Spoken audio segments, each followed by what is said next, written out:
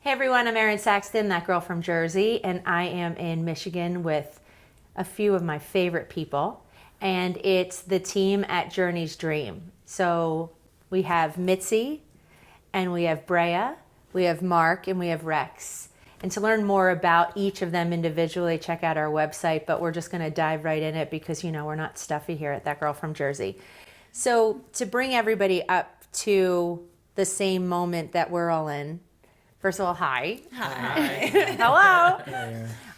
Mitzi, you and I have chatted before, and you have a beautiful book out entitled Journey. Yes.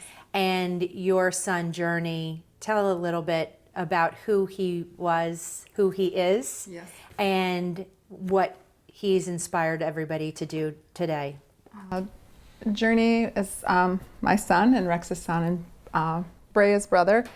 And he was just a brilliant, loving, quirky human being who began having trouble navigating his world in college.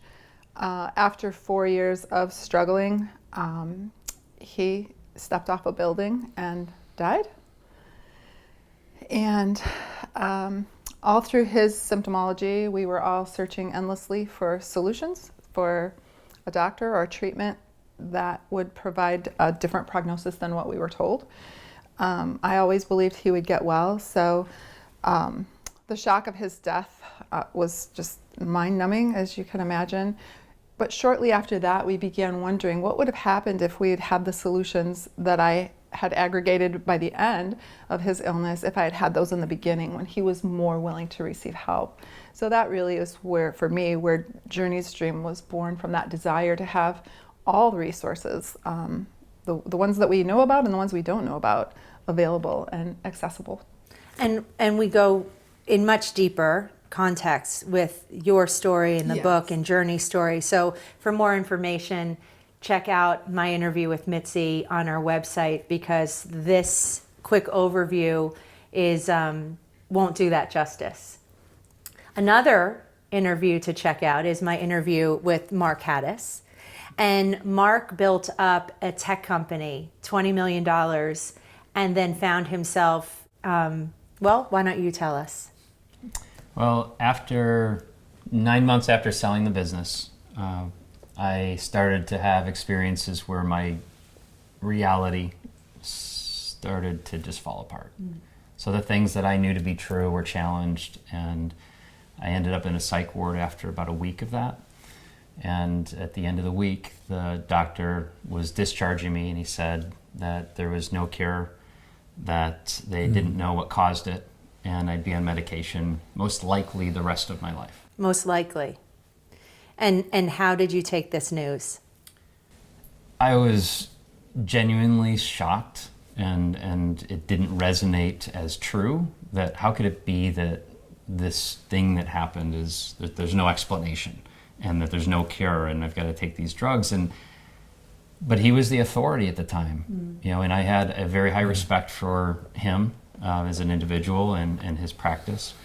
And so I left confused. My heart was saying there's got to be a way, but the message was there's not. So this leads us to a not-for-profit company that all of you created. Yes. Rex, why don't you tell us a little bit about how you put all of these wonderful pieces together, or I'm not saying you're the one that orchestrated it all. I didn't. I'm just saying that, you know, will somebody tell me how you all got together? Well, it was divine intervention. Cool. How's that? I'll And take it. That's the bigger scope. But I love, Brea, would you share what the story is about how we came together? I know Mark and I met, and then, you know, through Journey's tribulations and challenges, we were just starting to collaborate on developing a business, and then then Journey went through his process, and that's what brought us to Journey's Dream. Well, yeah, I mean, I certainly can speak to it a little bit, Erin. You know, there was a sense I had all along that Journey and I were here on this earth to do something together. And there were many layers of shock and grief when he died. And one of them was, but wait a minute, where's my buddy? We were here to do something. We hadn't figured out what it was yet, right? And I know what it is now. I'm here to help change the narrative on mental illness and here to help bring solutions to people who need them. And I'm so grateful to have the coolest people here doing this with me. They are pretty cool. I will say. And Mark and Dad, as he had said, we're working together to develop a program, a healing program, educational program. And we realized that there was kind of a need to have a side of philanthropy to it. And it really evolved to being what we are all passionate about for all of our reasons and supporting people who have mental health challenges. So how do you work with people? What's the process? Is there a formula? Is there a retreat? Is there some pretty music? Kidding, but I'm not. How do you guys, because there's no two people the same, no two minds are the same. That's right. So medication is fine or not fine, depending on the person. What do we think? So what we believe is all people can get fully healthy. Great. First and foremost. And to continue on from where we left off with the doctor and my story, I did find pathways to health and well-being. Today I'm off all medication, have been for over 4 years. Congratulations. Thank you. And not that medication is good or bad. Right. Because honestly, without it, I might have harmed myself or somebody else. And in fact, there was a suicide attempt after the third hospitalization because I just was so terrified that I might hurt somebody that I thought it'd be better if I was gone. Wow. So what I realized after that attempt was if I'm going to live, I'm actually going to live. And so I went and told my doctor after 3 years, I need to find somebody new. And he was shocked and said, why would you do that? And I said, because you don't believe I can get well, I'm going to go find someone who will. So one of the things we're doing is we're building a practitioner network so that people can put in their postal code and find people in their area, not just doctors, but it could be massage therapists or spiritual guides, whatever it might be, but that can support them and believe in their full health and well-being and have practices that can do it. The second thing that we created is a program called Optimal Being, and it really highlights the process that I went through. Rex, Bray, and Mitzi were all trained in it, and it helps to navigate those challenging situations in a way that restores in us our optimal connection with that guidance system that leads us to that next step that's for our best interests. And people who do this, they end up finding that the path leads to happiness and well-being. It's good. We're not telling them where to go or what to do, but we're teaching them how to learn to trust themselves and to trust people and soften, from where their position is, and that starts to open up to what they most need. And it also, Erin, it really stimulates in the individual. It restores dignity and it restores hope. And those are the things that are really quite often lost, and it's part of the narrative Brea was speaking of that we really need to change, is that when a person has a sense of hope and has a sense of dignity, then they can move forward with their challenges. Right. And with the Optimal Being program, it connects them with that optimal being inside every individual, that internal guidance system that allows them to restore that dignity and move forward in their lives and their challenges. So who can benefit from the optimal being? Well, there's a spectrum. So we've used... May I interrupt you? When you say spectrum, and we're also talking on the outskirts of mental health, I think you mean autism. Thank you. Yeah. So there's a range.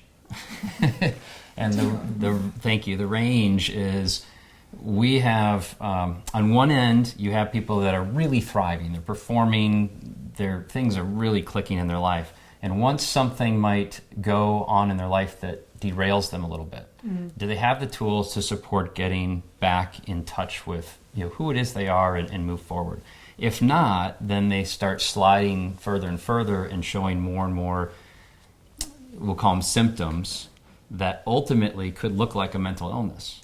Okay. And now they're really apparently far gone, But with the Optimal Being program, wherever they are on it, it's going to help them get to that. It's almost like an inner GPS system. We turn that thing on, it leads us to that next step. So wherever they are on here, it's going to lead them back to that optimal spot. Okay. So legally, let's get that out of the way. Legally, medically, that's not what this is all about. You're not here to say yes or no to anything or do this, not that. You're just there to support. Mark wants you to answer clearly. I'm happy to. I got a gentle poke in my back. Yeah, I was going to reach out and do this, Sonny. So That's I figured if I did it, wasn't it was on the camera. discreet. Brea answers the tough questions.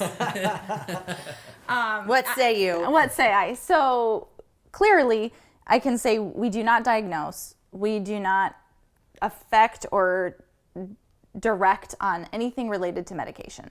So someone comes into Journey's Dream to find additional resources, complementary support, and the optimal being is something to augment whatever they are using in their life as a support system. If someone is seeing a medical professional, is taking medication, we advise that they continue that relationship through the process of going through optimal being, and that together this inner guidance system will ignite in that person a higher level of confidence, a reduced stress, probably more clarity, and then together they may have a relationship with their professional that will do what exactly is best for that person. We don't advise when it comes to medication, medical, anything. But what we do feel really passionate about as an organization and as people is that people have access to all the possible solutions that could help them move to a place of perfect health and well-being or optimal health and well-being. Because if someone is truly suffering and struggling at any place on this range of mental health, that we all fall somewhere on this range of mental health. If you're alive, you're on this range. I think it's important to notice, right? Note that, you don't have to show signs of depression or, a pure blissfulness all the time, which could be counterindicative of something else. But if you're fogging a mirror, you're on this sliding scale somehow. Yes. And it's just when something really bad happens to the most, let's just say, neurologically level-headed person, we're just using this optimal being to check in to say, when the crap hits the fan, do I have the skill set? Out of curiosity, I want to see where I'm at this scale. I want to see if I have the tools in the toolkit to handle what life might come my way. Yes, and also people who have perhaps a nutritional imbalance or a chemical imbalance or a brain imbalance or disorder, the program can still support and help them, as can the doctors and the practitioners and the yoga, trauma therapy people in the practitioner network. The idea is that right now, in so many cases, mental illness, mental health is addressed in silos. You either hospitalize and you take medication and that's the only path, or gosh, medication's evil and you've really got to go meditate, right? But that's not the case. Right. Why would we isolate only here, have a hammer, go build a house? No, here's a hammer, here's a saw, here's a screwdriver, here's a teacher, here are all the paths and the blueprints.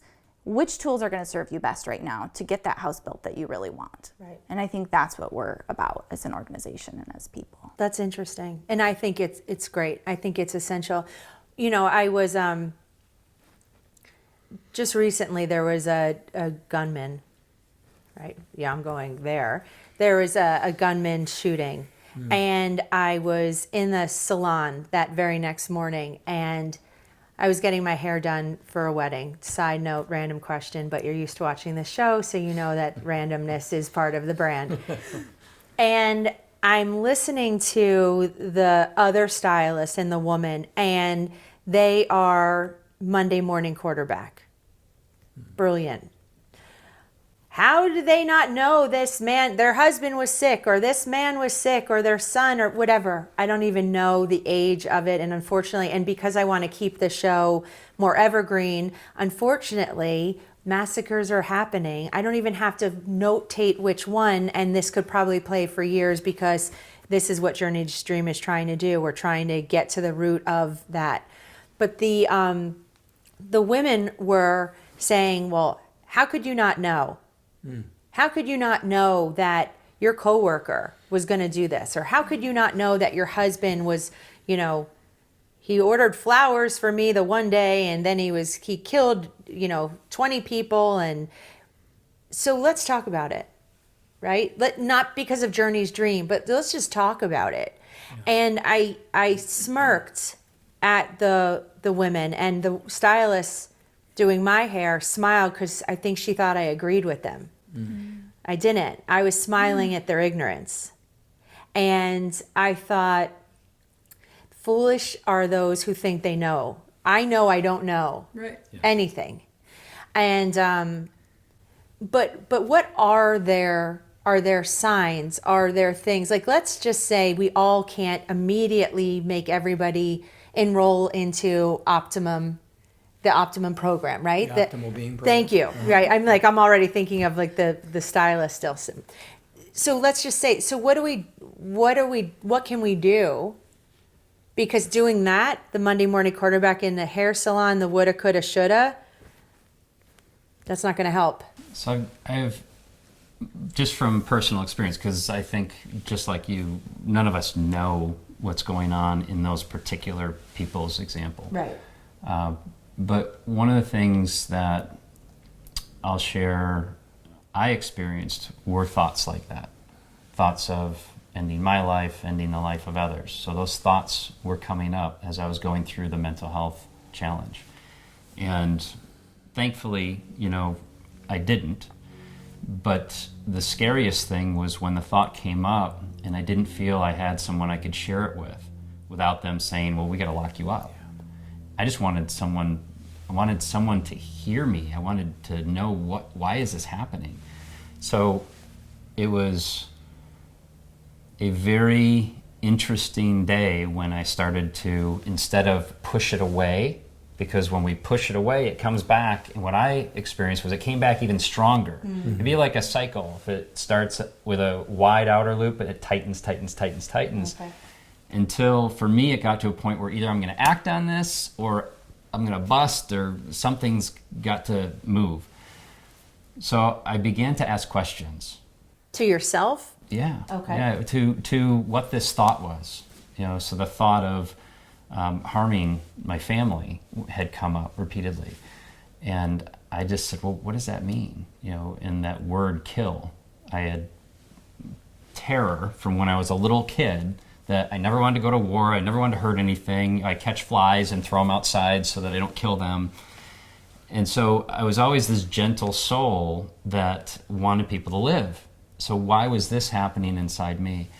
And when I finally started asking the questions, I got answers. And it wasn't what I thought. It wasn't a physical death. There was this metaphorical idea in my head. Now, does everyone have that? Had I not explored it, would I have gotten to the place where, it's just a metaphor? It doesn't mean actually do it.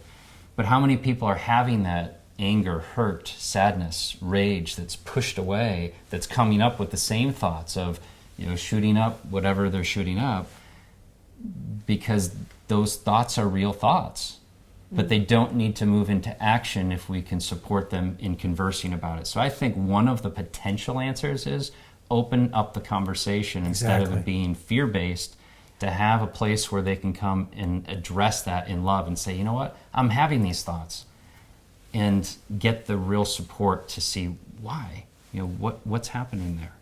They will stop. All those cycling patterns, I became a master, thankfully. It's how one of the things with optimal being, it teaches how to end these cycles. So as the cycles started to stop, then they become more subtle, and we start listening more. Instead of saying, I'm not going to feel that anger or rage, we allow the anger and rage to be felt. Well, then it softens. Instead of being so powerful, it can be quiet. It's like, oh yeah, I'm really angry because this appears to have happened. And it's a gentler anger, believe it or not. Interesting. Is there a difference between someone who wants to hurt people because of a mental illness? I think it's a mistake for us to even give the impression that we have the answers to those questions. But what I would say is that every individual has the answer inside them. And what we do is we encourage that person and all people. One, and Brea identified it so clearly, is that when a person starts having those experiences like Mark was describing, they feel isolated. Right. And so if you happen to see a loved one starting to isolate themselves more, reach out to them. You know, bring the communication out. Talk to them about it. And allow the people to have their experience, and we'll all say that in our own way, but give them the freedom to communicate it in a safe environment. Just that alone. And then they can start to see, well, I might need some help. I mean, one of the things you did, Mark, was so brilliant, is that you called your sweetheart and said, I'm having these real hard feelings, these thoughts and these experiences. And what'd she say to you? She's like, you're not going to hurt anybody. Go to bed. And so what'd you do? Well, I went to bed. Exactly. But that didn't end the thoughts. Those Right. ended later. Yes. So, but I Jess, understand. I had the But that support opened of, it. of Exactly. Yeah. And good woman, by the way. Oh yeah. Great I woman. mean, Such seriously. a such a blessing. Right? Like she went back to sleep after her husband said that to her. Well, she. I don't know if she I would did. have done that. He did. Yeah. She might have stayed up all night. I would have. Yeah. I mean, I adore you, but I don't know. I would have been like, go to sleep, Mark.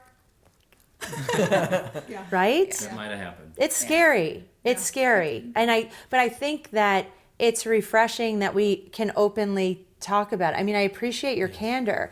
And as a mom, you know, we've talked before about this, and I have a 14-year-old son, and what teenager doesn't isolate themselves? Right. Right? So what advice do you have? And you have young children, right? So, I mean, you know it's coming. Meaning the isolation part. I'm so sorry. Oh my gosh. I mean that. But I mean just like, you know, they love us, they think we're cool, and then all suddenly we're like, oh my God, really not cool at all. And so what advice could we be giving to people that, you know, we want to let them grow up and be free to grow, but we also want to know that we're still mindful and keeping an eye on should they need our help? Well, I can only speak to my situation, which, you know, mental illness is always complicated. There's not one answer. It's not like, you know, and I naively thought that, oh, if we just get the right thing, we'll just get from here to here and then we'll move on. It's like strep throat, right? Yeah. Honestly, Kinda. wouldn't it have been great? Yeah, just, Oh, there's some pus on your tonsils, Brea. Here, take this pill and we'll clear it right up. yeah, so not that, it no. isn't. Though I can say that I wish I would have asked more questions rather than telling. I would have preferred to have asked more. Gosh, this, you know, how can I serve you? How can I support you? What, you know, because a lot of it didn't seem to make sense. It triggered my fear. Sometimes I didn't even recognize him, but I you know, I have the tools. I know how to, you know, function from that optimal place, or at least I theoretically have I know how to do it. But when I was so fearful, I was struggling with that. And, you know, fear triggers are, you know, we're just not functioning from a place of clarity anymore. So I would have, personally, I would have done more reflective work on myself. I would have taken more time to nurture myself. I would have asked him more questions. And on a broader scale, with, you know, a bigger picture, I think if most people who are diagnosed with mental illness are really brilliant, a lot of them on the genius spectrum, I think if someone would have met Journey there at his level of intelligence and maybe, you know, drawn a diagram of the brain or broken down the chemistry of the meds, like this is what we're trying to achieve, here's what's happening. But just to tell a brilliant 22-year-old who's used to being the smartest person in the room, you know, sorry, this is your life. I can see where that would trigger anger and isolation. Absolutely. So I would have loved if someone would have said, gosh, I get that you're experiencing these things. I'm not, but I see that you are. Let's help you figure out how to experience that and be here. That would have been a much different message than your brain is making all of this up and you're broken and you're never going to go well. Right. That's just a hopeless message that needs to change. And one of the things that I've also been very aware of, especially with our situation with Journey, is that he expected us to be the authority. We were his parents. He expected us to be able to give him answers. And where I think we made a mistake, because we didn't know, we were innocent, and that is asking questions. Well, Journey, what's happening for you? What's going on? How are you feeling? Well, what are your thoughts? And rather than judging him and trying to correct what was wrong about him, seeing what was right about him, seeing his brilliance and encouraging that in him. And what that does is it moves him in the direction of, I can get through this. There is hope. And that's a really big thing that I would have loved to have been able to do differently with him. And I'm trained, but this was my son. Yeah. Right. It was so close to home. Yeah. It was more difficult for me. Absolutely. I can imagine. Well, having young children, Journey died before I had children. So there was certainly a part of me that really had to do some healing. Okay, what is it like to have children in a world where you don't have control, right? And I learned that lesson in a way, and since becoming a mother, I have a much different understanding of what it could be like to lose a child. And it's the greatest fear of a parent, right? I don't know how I would go on. But what I have learned and what I came to peace with before having children, and I remind myself daily, is that they're their own people. I believe they came here to this earth to do something, and they're going to do it. And I'm going to be blessed with the opportunity to guide them and nurture them and allow their brilliance to come out. Yes. And so coming from that place, I think from the beginning, if we approach our children as teachers, as brilliant beings who come here to offer perspective and light and their own path of brilliance. I love what my dad says, that our children are our upgrades, which is, thank you. But I think we have also the responsibility to bring them up in a world safely and teach them morals and all of those things. I recently read an article and it really struck home with me about how if we tell our toddlers, no, your tantrum is not okay, go sit in your room by yourself quietly, you need to have a timeout. And then we expect our 13-year-olds, well, why are you going in your room and screaming and slamming the door? I want to talk to you, tell me what's wrong, tell me about your friends, tell me about why you're upset. We need to start training, teaching our children as babies, as toddlers, we care about what you have to say. Right. Your message is important, your feelings are okay. It's okay to express all the feelings you have. We have a safe place for that. And I think if we can begin to offer that place of safety, of opening up, of communicating honestly as families, as communities, we start to change this from the ground up. And then maybe more of our children grow into teenagers who don't isolate themselves. They're still going to be moody. They still have hormones. They still need to safely and appropriately push away from their parental units to become independent adults. But maybe we can do it with open communication and not having that level of isolation. That's true. Mark, you have children, teenagers, young adults. Yes. How do they feel about this journey, your journey? Not journey, but wow. It's a pretty common word and name. You know what I mean. It's Tell me a story. No. How are they with you, with them, and you with them now with everything you've been experiencing yourself? So it's a fascinating question and I'm going to start with the relationship with my wife and I. Okay. And many people who go through a mental health thing, relationships don't last. It doesn't end very well. And I'm very blessed to have a woman who did stay with me and worked with me and became my biggest supporter. But what I noticed was when I was looking down on me, judging me, then my wife would reflect that and the kids would reflect her. When I looked at what's going on in me, if there was anger or hurt, and I used our tools to feel that and allow my perception to change, to really use the power of the breath to allow for some of this to shift, I could stay in the presence of anger and upset and drama as a calm human being without engaging the reaction that I had done in the past. And I remember one day I was sitting in the kitchen with my wife and she was expressing some upset and some criticality toward me at the time by the way, another factor is I became kind of like the kid, and she was like my mother during that time. Rightfully so, probably. I didn't even trust me, so it was very, very uncomfortable. So, but during the healing, so this occurs, and she's upset, and I find she stops and looks at me because I'm not responding the way I normally had. And I said, "Hon, I'm just gonna love you. You know, I understand you're angry. It's okay." And she stopped.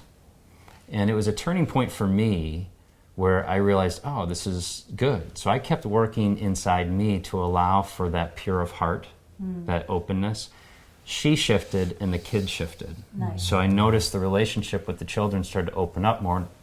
My youngest don't remember details of it anyway, but the older children, those relationships, they went through a hard time. Yeah. I don't know, they should be here answering that most likely, but it's much better from Get my them over perspective. I'm going to go call them. Yeah, it's just tough all the way around. I did want to say Mark handles it so well, because just that little bit you just heard is how his children are now experiencing their father. Even though they have memories of this traumatic experience, they're seeing Dad now, and Dad's representing an ideal representation of being willing to hear, being willing to listen, and their feelings are okay, just like what Brea was describing. I mean, he's living that, and I know him really well. It can change marvelous quickly. at it. It can change quickly. What do you mean? Well, For them. to go from an experience of a divided, hurtful, environment to one that is loving, Yes. it can change in kind of almost, I don't know, I can't put a time on it, but I call it in the blink of an eye almost. It's so quick. It could be in an instant. And if you can maintain love in one instant and then say, well, can I do it in 2? Can I do it in 3? How about 4? How about for half a day? How about for a day? And it just grows, because what we feed like that starts to grow and expand. So the positive relationship, or the switch going from a somewhat tumultuous to a more positive relationship, can change quickly. Yes. Great. That's great. Well, I really appreciate all of you and your candor and your transparency and your integrity. And where can we learn more about Journey's Dream, Miss Spokesperson? Spokesperson. Well, we have a website. That's a handy place to find information. I'm glad you have a website. journeysdream.org. You can learn a little bit more about the tools that we have, the ways to support the work we're doing. We're for people, and we can't do it alone. So we have a pretty mighty mission and vision. Let's talk about that. Yeah. What do you need? What does the company need?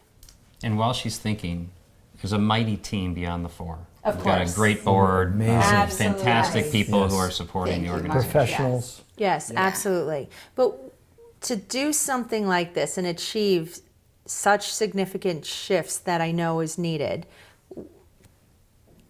you have their attention. What does the company need? Funding.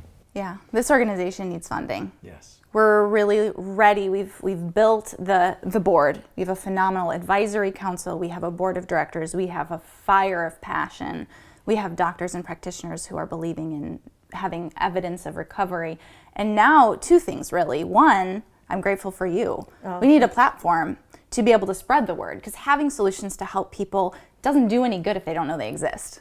And that's part of our passion, right? We couldn't find the solutions easily when Journey could have benefited from them. So a platform, some influential people who are on point with our mission, spreading the word for us and giving us a place to spread, the opportunity that people have to change their thinking, change the story we tell ourselves about mental illness. As a society, it's time for that to begin to evolve. So that, and the funding. And we have a pretty cool program that is easy. It's $5 a month. It's called Champions of Hope. And at journeysdream.org, you can become a champion of hope. And we but we give you a wristband so you can Spread the word to let your people friends. know about it. And it's $5 a month. And some people have said, well, it's only $5 a month. What's that going to do? But if thousands of people do it, or tens of thousands of people do it, it adds up. And we do know that there are some big donors out there that have this passion, and they will be coming our way. Yes. And so that's going to happen too. But if everyone could come and give $5 a month, that would be fantastic. Yeah. Wonderful. Huge benefit. Well, you heard him. We all have that. Thanks for being with us. Thanks, everyone. Thank you, Erin. Thanks, Erin. Bye, everyone. Thanks, everyone.